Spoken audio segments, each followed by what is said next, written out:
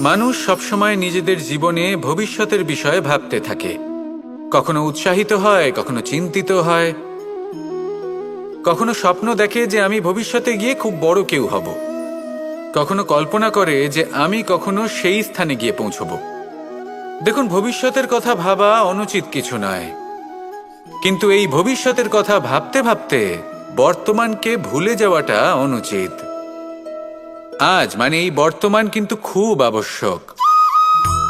আমাকে বলুন, আজ আপনি বর্তমানে যাই হন না কেন, সেটা এমন কেন? তার কারণটা কি?